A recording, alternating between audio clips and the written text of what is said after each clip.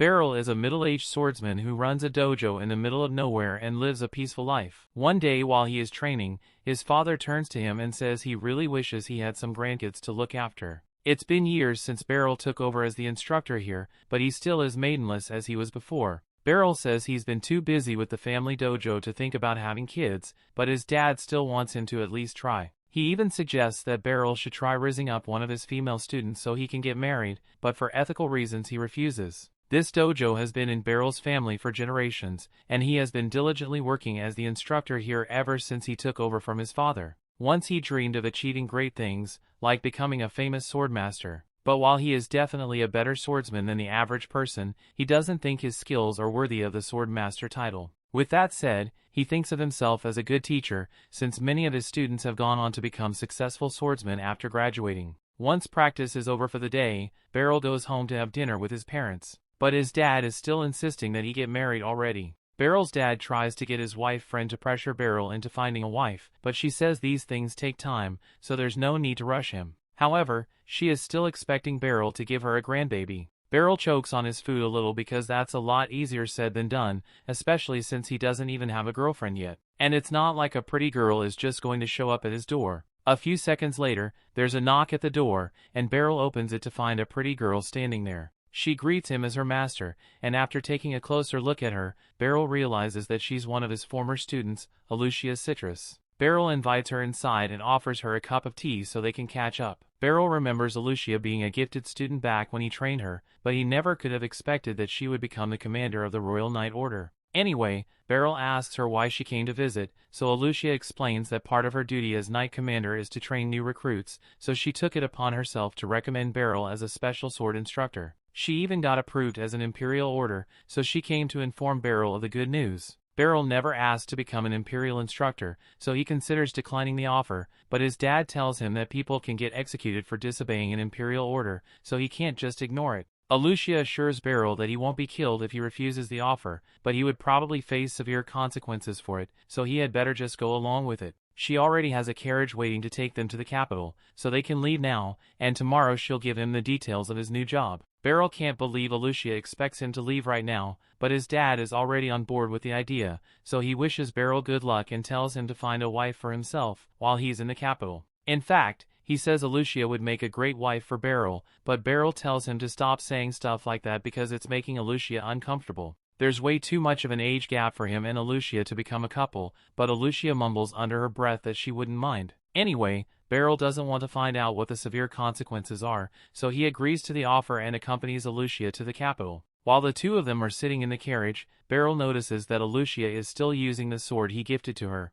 This is a sword Beryl gives to all the students that graduate from his dojo, and Alucia has taken special care of hers ever since she got it. Beryl is glad to see that she values his gift so much, but he doesn't think that sword is good enough for a knight commander like herself to use. He says she could find something better at any other blacksmith. But Alucia says this sword is the perfect one for her. Beryl assumes she must be so attached to that sword because as her former master, she still believes that anything she gets from Beryl is superior, but he is just an ordinary swordsman, so he'd never be able to cut it as a special instructor. Just then, Alucia speaks up and says she is so excited that the hillbilly swordmaster is finally coming to the capital. Beryl has no idea who she's talking about because he's not a hillbilly and he's definitely not a swordmaster, but she tells him that he is well known in the world of swordsmanship. He has trained dozens of students who went on to become legendary swordsmen and adventurers, so he's a bit of a living legend, although Alucia isn't happy with the nickname he got. Beryl finds the story interesting, but he's convinced that Alucia is the only one who thinks of him as a swordmaster. Soon they arrive at the royal capital, so Alucia drops Beryl off at an inn so he can rest, and she says she'll come pick him up tomorrow morning. The next day, Alucia takes Beryl to the castle and introduces him to the Knight's Order. She informs all the recruits that Beryl is so strong that even she would be no match for him, so they should feel honored to have such a skilled man as their teacher. However, a couple of the knights don't think Beryl deserves to be in such a high position, and one of them is particularly unhappy about this. A little while later, Beryl is talking with Alucia in the halls, and she's congratulating him for officially becoming a special instructor. She tells him only needs to come in to train the recruits 3 or 4 times a month, so it shouldn't interfere too much with his usual lessons at the dojo. Just then, a girl comes running up to Beryl, and she's so excited to see her master again that she can hardly contain herself. Her name is Karuni, and she was a student at Beryl's dojo 2 years ago. He recalls that her dream was to join the Knight's Order, so he's glad to see that she actually made it happen. Although Kuruni is still only a trainee, so she's still got a lot of work to do before she can become a proper knight. With that said, she is happy that she'll get to train under Beryl again, and the same goes for Lucia. Later that day, Beryl returns to his home, but as he opens the door, he finds that yet another one of his students has come to pay him a visit. His name is Randrid, and he came to introduce Beryl to his wife and newborn child. Beryl is happy to see that Randrid is doing well, but his father cuts him off and says Beryl shouldn't bother coming home until he has a wife and kid like Randrid over here. Speaking of Randrid, after graduating from Beryl's dojo, he went on to become a platinum rank adventurer, but now that he has a child, he wants to retire and move back into the village. Platinum rank is pretty hard to achieve, so Beryl is surprised that Randrid is willing to give it up so easily. But that again, being an adventurer is dangerous works, so he probably doesn't want to risk it while he has a child to take care of. While he's here, Randrid promises to do his best to run the dojo, but Beryl has no idea what he's talking about. Beryl's father tells him that since Randrid is decently skilled, he can take over as the dojo's instructor, and that means Beryl won't have to stay here anymore. So his father is kicking him out, even though Beryl owns this house. The next day, Beryl explains the whole situation to Lucia and explains that he needs to find a house here in the city. The inn he slept at yesterday was a little too luxurious for him to stay there permanently, so he wants to find a place that's more affordable, and Lucia is more than happy to help him look. She asks him if he'd like to come and live at her house, but Beryl doesn't think that would be appropriate, so much to Lucia's disappointment, he turns her down. Lucia then asks him if he would like to get some food with her since it's lunchtime, and Beryl is fine with that, so they start heading for a restaurant. However, while they are walking, someone calls Lucia Shingles for walking around town with a man and calling him master without a second thought. The girl and Lucia seem to have an unpleasant history together, and the girl thinks it is outrageous that a proud knight commander would be running around with a random man. Beryl has been trying to hide his face so he can avoid conflict, but the girl wants to see his face, so she pulls the map down, and as soon as she recognizes Beryl, she calls him master too. Beryl is confused by this because he has no idea who she is, so she reminds him that her name is Serena, and he once saved her and taught her how to use a sword. It takes a while for Beryl to remember, but he eventually recalls finding an injured girl 20 years ago. He took her and nursed her back to health and eventually taught her how to fight, but he hadn't seen her in over a decade, so he's pleasantly surprised to see that she's a black rank adventurer. Serena apologizes for not visiting Beryl all these years, but she's also curious as to why he is suddenly in the royal capital. Lucia explains that Beryl has been appointed as a special instructor for the Knight's Order, so he is moving to the capital, and she is here to help him find a suitable inn. However, Serena says she'd be much better at finding accommodations because as an adventurer, she was used to staying in inns. Serena and Lucia start arguing over who gets to go house hunting with Beryl, and Beryl has no idea why the two hate each other so much, but with their help, he eventually manages to find an inn that suits him. He thanks both of them for their help, but he asks them to please stop arguing with each other for his sake, because he can't listen to any more yelling. Out of respect for Beryl, the two of them stop arguing with one another and quietly walk home. Beryl watches them from a window, and while he can't say he will enjoy all the excitement of city life, he thinks it's nice that he will have so many of his students around to take care of him. The next day, the Knight's Order is training as usual, and the vice commander, Henbritz, is absolutely dominating all the others with his skill. After defeating his aspiring partner, Lucia suddenly makes an announcement and informs everyone that there has been a change to the schedule. Instead of once a week, Beryl will be instructing them starting today, so she expects them to work harder than ever before. Beryl tells them all that he's happy to be here, but before he can begin his first lesson, Henbritz approaches and says he has something to say. To be a special instructor for the Knight's Order, Beryl would need to possess a certain level of strength, so he is challenging him to a duel. Henbritz isn't trying to be disrespectful. He simply wants to make sure that Beryl is good enough for the position, and as the vice commander, he is within his rights to ask for a duel, so Lucia sanctions it. Beryl really wishes she would stop agreeing to things on his behalf. But since Henbritz challenged him, he has no choice but to get ready for the duel. Henbritz is sure that Lucia only thinks highly of Beryl because he was her instructor when she was a kid. But that doesn't mean Beryl is cut out to be a special instructor for the Knight Order, so Henbritz is going to prove that by defeating Beryl right now. Beryl agrees with Henbritz because he doesn't think he's good enough for this job, but it would look bad for Lucia if the man she recommended lost easily, so he decides to do his best against Henbritz. The duel commences and Henbritz charges in to attack Beryl. Beryl begins parrying the attacks, and he is amazed by the sheer power and speed that Henbritz possesses. But he knows that if he can deflect one of the strikes just right, then it will leave Henbritz wide open and he can close in for a strike. That's exactly what he does, and Henbritz is left speechless because in a real battle he definitely would have died just now. That counts as a point for Beryl, so the two of them return to their starting positions and Henbritz begins attacking again. Beryl still can't believe how strong Henbritz is, but all his moves are predictable, so it was pretty easy for him to parry. Henbritz realizes he won't hit Beryl if he doesn't go all out, so he uses his signature move to attack. The Roaring Blade technique has so much power behind it that it can't be blocked or parried, so there should be no way for Beryl to win here. However, after Henbritz swings his sword, Beryl disappears and reappears behind him with his sword next to Henbritz's neck. With this, Beryl has officially won the duel, and Henbritz isn't even mad about it. He is just amazed by the skill Beryl just displayed, and he apologizes for being so rude earlier. Later on, Henbritz holds a party to welcome Beryl as the new instructor, but he still really wants to know how Beryl managed to counter his signature spin move. Beryl explains that all he did was move along with Henbritz's rotation, which is how he ended up behind him, but doing it is a lot harder than Beryl makes it sound. In any case, Henbritz is looking forward to training under Beryl, and so are the others.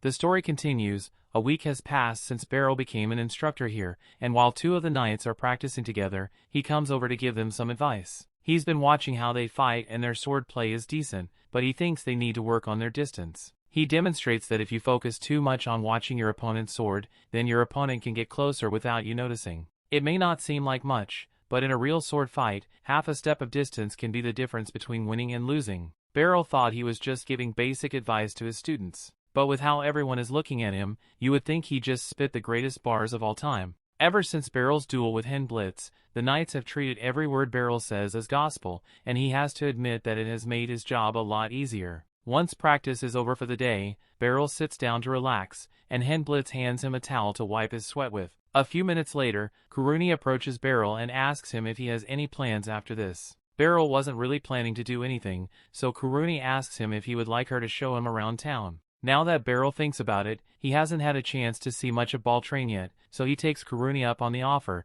and she excitedly runs off to go change her clothes. Meanwhile, Alucia is busy meeting with the royal officials to give them a report on the state of the Knight's Order, especially with the new special instructor who was hired recently. Alucia assures them that Beryl has exceeded all expectations, and since there is nothing more to discuss, the meeting comes to a close. People had warned her that if she wanted to continue developing her swordsmanship, she should avoid becoming knight captain because of all the bureaucracy. The only reason she took this job was because she needed a position of power to bring Beryl to the capital. Back when Alucia was still a kid, her parents brought her to Beryl's dojo so she could learn how to defend herself, and from the moment she met Beryl, she knew he was a kind person. After she joined the dojo, Beryl had her practice her sword swings and jump across tree stumps to train her mobility. He also had her do some basic strength training, and while his methods may have been a little unorthodox before long, Alucia felt very comfortable using a sword. One day, Beryl asked Alucia if she would like to have a mock battle with him, and she excitedly agreed because she wanted to show off everything she learned.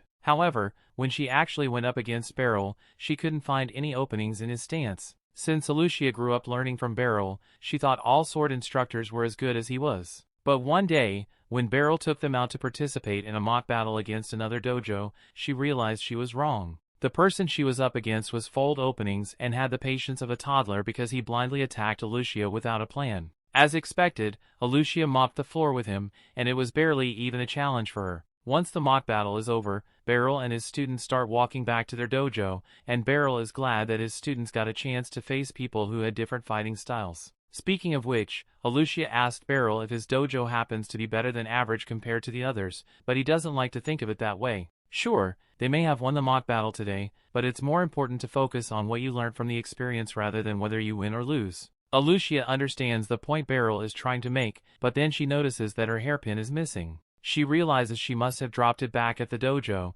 and it's really important to her, so she tells Beryl that she's going back to get it. Alucia eventually arrives back at the other dojo, so she starts looking for the hairpin she dropped, but unfortunately it looks like the guy she defeated found it before she did. For a second, it looked like he was going to be nice and hand over without causing trouble, but that would make too much sense. Instead, he throws the hairpin into the dojo and says Alucia is going to have to take all of them at once if she wants to get her pin back. She may have beaten him in the mock battle, but there's no way he can lose when he has all his friends backing him up. Considering how trash their sword skills were earlier, Alucia might have a good chance of beating them all on her own. But she knows Beryl wouldn't want her to use her skills to beat other people up, so she just stood and was totally ready to get clobbered. However, before the jerk could smack her face, Beryl steps in front of Alucia and takes the hit instead. The strike did no damage to him, but it still hurt a little, so he asks the boys if this is really how they want to use their swordsmanship. The jerk still doesn't understand that what he is doing is messed up, so he tries to strike Beryl on the head this time.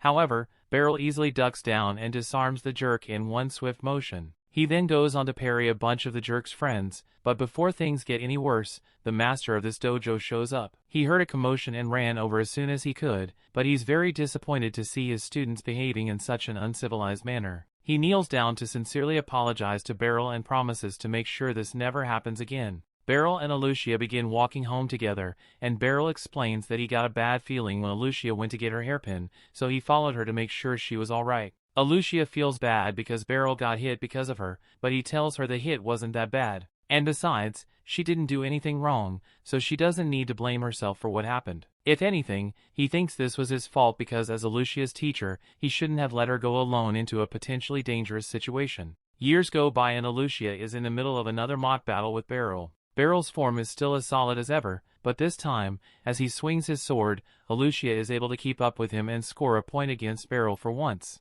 Beryl is surprised by how much Alucia had improved, but he believes she is finally ready to graduate from his dojo, so he presents her with her ceremonial graduation sword. By now, Alucia had come to realize that Beryl was ignorant of how godly his sword skills are, and she really didn't want to leave his dojo because there was still so much she could learn from him. But at the same time, she didn't want to cause trouble for Beryl, so she didn't argue with him over it. Instead, she set out to prove that Beryl's techniques are superior to all others, so she enrolled in the Knight's Order program and took the entrance test. And just as she expected during the test, none of her fellow candidates were a match for the training Beryl gave her. Even the examiners couldn't keep up with her, so they would never stand a chance against Beryl. He possesses near-inhuman reaction time and observational skills that far exceed any normal person. So there's no doubt in Alucia's mind that Beryl is the greatest swordsman in the world. However, Beryl isn't aware of his skill, and knowing him, he would happily live out the rest of his days as an unknown swordmaster. But Alucia refused to let her master remain unrecognized.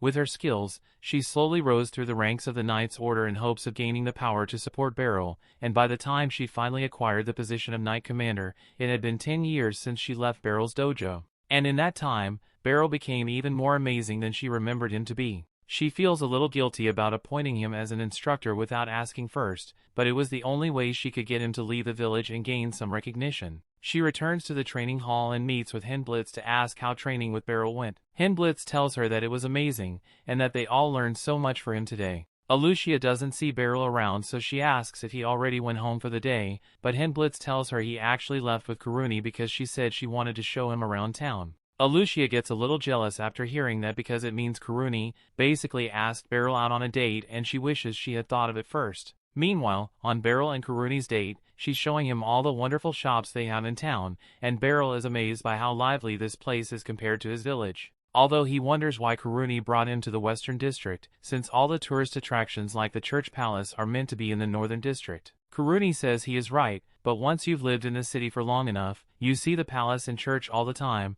so it gets kind of boring after a while. But Beryl was actually looking forward to seeing it though. While they are still walking through the market, Beryl hears someone call out to him, so he turns and finds this girl walking towards him. She is calling him master, so she must have been one of his students, but he has no idea who she is. She also seems to be good friends with Karuni, but he still can't remember who she is. The girl is disappointed that her master has forgotten about her, so she points to her sword to remind him that she was one of his graduates. Beryl thinks about it for a few more seconds, and he finally remembers where he has seen the girl before. Her name is Ficelle, and she was indeed one of his students. She spent 2 years training alongside Karuni, although she looked a lot different back then.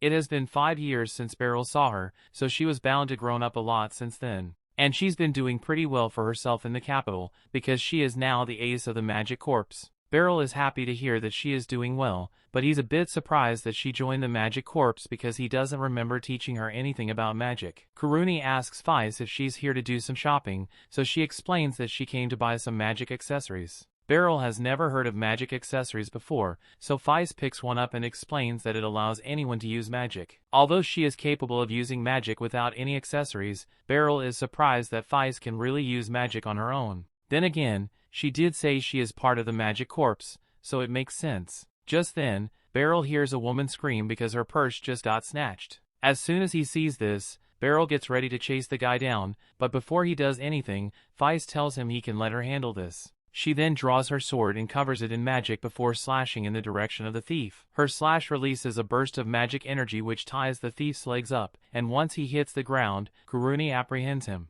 Beryl is impressed by how well the two of them handled the situation, especially Ficel's magic, because he has never seen anything like it before. Ficelle explains that she basically covers the sword in magic whenever she fights, and Beryl's training is really useful when it comes to adapting the magic for combat, so she is thankful. And Beryl is equally thankful that Ficelle is still using all the techniques he taught her. The next morning, Beryl wakes up early to go for a stroll through the city, but while he is walking, he hears someone calling his name. He turns around and finds a little girl standing there, so he asks her if she's lost. The girl yells at him for treating her like a child because she is the head of the magic corps. But Beryl thinks the girl is just playing a game, so he doesn't believe her. The girl is starting to get frustrated by the fact that Beryl doesn't believe her, so she demonstrates her power by spawning a huge fireball from her finger. Beryl finally believes that she is part of the magic corps, but he is surprised that such a little girl could use magic like that. She tells him to stop calling her a little girl. Her name is Lucy, and she's a full-grown adult. Okay, maybe grown is a bit of a stretch, but she's a lot older than Beryl is, so she will not stand for him treating her as a child. Feist told her all about Beryl and how amazing he is, so she wanted to meet him in person. She is sure that Beryl must be an excellent teacher because Ficel's skill with a sword is exceptional. But Beryl says Ficel's success is due to her own hard work. All he did was teach her the basics. Beryl has been walking with Lucy to be polite, but she eventually leads him into a wide open area, and any gamer can tell where this is going. Lucy is very fond of her magic, so she trains every day to improve as much as possible. However, she doesn't have anyone worthy to practice with, but since Beryl is a legendary swordmaster, she thinks he will be a good challenge for her. Before Beryl can even respond, she tries to hit him with a blast of fire, but he jumps back to dodge it in time. Beryl would have preferred to avoid fighting altogether, but with the way Lucy is staring at him, it doesn't look like she will let him go until he gives her a proper fight, so he draws his sword and gets ready to face her. The story continues. We see Lucy launches a massive fireball at Beryl, so he jumps out of the way and starts darting around to evade her attack. Lucy continues throwing fireballs at him, but Beryl is able to dodge and parry everything she shoots at him. So she decides to switch things up and uses ice magic to create 3 ice balls. She throws the ice balls at Beryl, and despite their size, he is easily able to cut the ice in half with one swing of his sword. After seeing what Beryl can do, Lucy is even more invested in this fight, but Beryl wants to end things as soon as possible, so begins charging towards her. He doesn't want to actually hurt her, so he intends to just use the hilt of his sword to knock her out. But just when he gets within striking distance, Lucy covers herself in flame to force Beryl to back away. He had her worried for a second there, because she knows she would get knocked out instantly if she let Beryl get too close. Beryl is really starting to wish he could use magic too, because it's really hard to fight against it with a sword, but Lucy is just getting started. She summons even more fireballs behind Beryl, so he's forced to start running again. Lucy finds him using how Beryl is just running around without a plan, but this is his first time facing a wizard, so he doesn't exactly have a book of strategies for this. The fireballs eventually stop raining down, but just when Beryl thinks he is safe, Lucy drops a massive ice ball on top of him. He spots it in time and parries it back at Lucy, but she is easily able to destroy it with her fire magic. As a result, there is now a layer of mist obstructing her view, so Beryl tries to take advantage of this opening to attack. But Lucy isn't out of tricks yet, and uses lightning magic to knock him back. Beryl hasn't managed to land a solid attack on Lucy yet, but she hasn't landed a hit on Beryl either, and she's starting to get frustrated by it. She was hoping to end this with basic spells, but since Beryl has held out for so long, she decides to use her trump card. Beryl notices her pause for a moment, so he thinks this might be his chance to attack, but a second later he freezes in his tracks because Lucy just summoned a black hole. He isn't exactly sure what that thing is supposed to do, but he can tell that it'll be bad if he rushes in, so he patiently waits for Lucy to make a move. However, she suddenly gives up and dispels her magic. There's no point in continuing the fight if Beryl can maintain his composure like that in the face of a black hole, so she apologizes for taking things too far and says they can end things here for today. Beryl is just relieved that he doesn't have to fight her anymore because it's really nerve-wracking to go up against someone like Lucy. But out of curiosity, he wants to know what would have happened if she decided to launch her spell, and Lucy explains that in theory, the spell should have shredded Beryl's body of pieces. Granted, she can see why Ficelle looks up to Beryl so much because most people who saw that spell would have passed out from fear immediately, and this is the first time she had come across a swordsman like Beryl who could put up such a good fight. That said, she really is sorry for randomly forcing him into a duel, so she tells him to come to the Magic Institution later, and she'll personally make up for all the trouble she caused. Late that day, Beryl heads to the training hall as usual to instruct the students, and while he is on his break, he happens to run to Ficelle in the hallway. She is here to deliver magic healing potions on behalf of the Magic Institute, and she tells Beryl he can have one for himself. He tries to turn her down since healing potions are really expensive, but Feist tells him this one is free as her way of apologizing for what happened with Lucy this morning. Beryl was still half convinced that Lucy was really just a little girl, but Feist explains that Lucy uses magic to keep herself looking young, so no one actually knows how old she is. Even so, Beryl is surprised that Lucy could fit so much power into such a tiny body because he was really worried that he might die when she was attacking him. He never wants to fight another wizard again after what happened, but Feist tells him that Lucy is a special case. Normal wizards can't cast magic continuously like she can, so he would probably be able to beat most wizards in a fight. Just then, Alucia shows up and she tells Beryl that he has just received a special request. He is curious about it, so Alucia leads him to a room where they both meet with Serena. She tells them that the Adventurers Guild would like to hire Beryl to organize some special training for the new adventurers in preparation for their first ascent into a dungeon.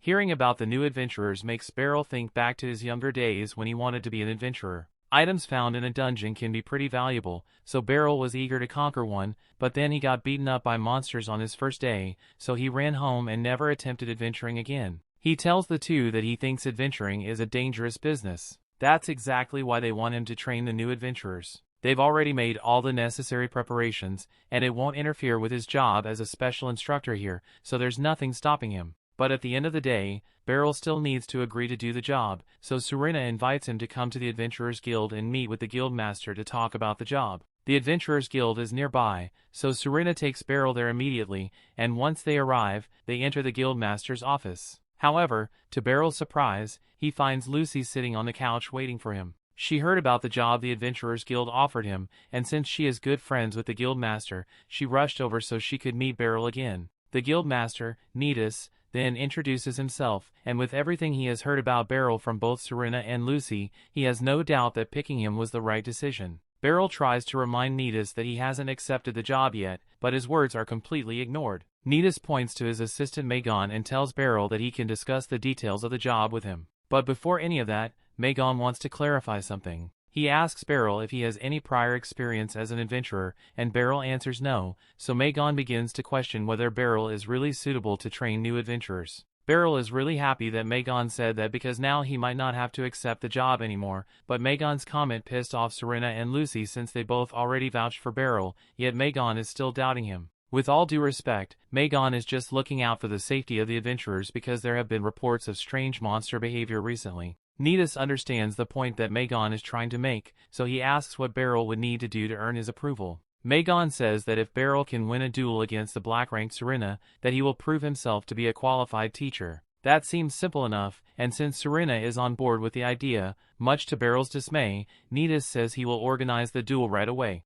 Before long, Beryl and Serena are both on the training grounds, and a huge crowd has already gathered around them. They are all eager to see who the legendary Serena is going to be fighting, and Serena is equally excited to get to fight her master again. Back when Serena was a little girl, she and her parents were on a trading caravan, but midway through the journey, they were attacked by a beast that tore the carriage to shreds. In a desperate effort to save their daughter, Serena's parents threw her off the nearby cliff, so she was the only one to survive the incident that day. And when she finally woke up, she found Beryl standing over her. He took her back to his house to treat her wounds, and once she was feeling a little better, he started asking her a few questions. He got her to tell him that her name was Serena, but when he asked about her parents, she started having a panic attack, so Beryl told her to just rest up some more until she felt better. Since Serena has nowhere else to go, Beryl asks his parents if they would be willing to let her live here, at least until they can find a new home for her, and his parents agreed. So from that day on, Serena was practically part of the family. At first she was hesitant to open up to them, but then one morning she happened to see Beryl training with his sword. Beryl could tell that she was intrigued, so he asked her if she wanted to join him. Serena then began training with Beryl every chance she could get, and as he taught her the basics of swordsmanship, the two of them bonded a lot. As a result, Serena became more outgoing. And one morning, as Beryl was getting ready to be in classes at his dojo, he saw Serena waiting outside with her sword in hand, so he invited her to join in. Serena took her sword training very seriously, and she would have loved to stay with Beryl's family forever. But eventually a family came along who were willing to adopt her, so Beryl and his parents encouraged her to go with them because that's what they thought was best for her. Serena really didn't want to leave, but at the same time she didn't want to cause trouble for Beryl, so she thanked him for everything he had done for her and they went their separate ways. A few years after that, Serena had already become a gold-rank adventurer and she was out on an escort mission when the caravan was suddenly attacked by a group of bandits. The leader of the bandits was known to be a dangerously skilled swordsman, so her teammate warned her to be careful. But before he knew it, Serena had already jumped into the air to attack the bandits, and before long they were all unconscious on the ground. There are two main reasons that Serena chose to become an adventurer. One, because she wants to prevent as many tragedies as possible, so no one has to go through what she did. And secondly, she wants to put all the skills that Beryl taught her to good use. So now that she has the chance to face Beryl again after 20 years, she plans to show him just how much she has improved since he last saw her. Beryl isn't exactly thrilled about this duel, but he can see how excited Serena is, so as her master, it is his duty to give her a good fight. As the duel begins, Serena charges forward and starts attacking Beryl with a relentless barrage of sword strikes. She's incredibly fast, but Beryl is still able to keep up with her attacks, so she can't land a single hit. Serena is overjoyed by how this fight is turning out because it has been so long since she was able to fight someone at full strength without needing to worry about hurting them. And Beryl is pleased to see that Serena has grown so much in strength since the last time he saw her. He can tell that she has been diligently training non-stop to get to her current skill level, but she still isn't perfect yet because he has identified a flaw in her combat style. Her attacks with her left hand are a little stiff, so Beryl is able to stick his sword through the handle of hers and disarm her. Serena tries to counter him with her other sword, but in the process, Beryl sweeps her leg and points his sword to her neck while she's on the ground. With this, Beryl has officially won the duel, so the others come down to congratulate him on his victory, and Megan sincerely apologizes for doubting Beryl's skill. Beryl tells him there's no need to apologize since it's normal to be skeptical of a teacher whom you have never seen before, but now that he is satisfied with Beryl's skill, there's nothing stopping Beryl from becoming a special instructor here. The next day, Beryl meets with the adventurer's students in front of a dungeon, and their names are Porta, Nidri, and Sarlacats. As they step into the dungeon, Sarlacat's magic watch warns him that there are 6 monsters up ahead, so everyone gets ready for battle. Beryl and Serena are just here to make sure nothing bad happens, so they sit back and let the kids handle the fighting, and when they clash with the first set of goblins, they are able to defeat them in record time. The group continues to move forward, and before long they have finished exploring the dungeon without any major incidents occurring, so they all head back to the entrance. Once they return to town, the training will be complete, but Beryl finds it strange that there weren't many monsters in the dungeon. Just then, as Porta is about to leave the dungeon, Sarlacat's magic watch detects something so powerful that it shatters, and Beryl yells out for Porta to stop, but it was already too late. Lil Bro got snatched. Porta is still alive, but he is badly wounded and needs immediate medical attention. However, Beryl and Serena won't be able to help him until they've taken down the monster, and that's not going to be an easy task. This monster is a specially designated target called a Xenograble, and it is so strong that even the best adventurers would stand no chance, but the two of them have no choice but to fight it. That brings the episode to an end. Thanks for watching. Want next part? Subscribe the channel and turn on notification bell.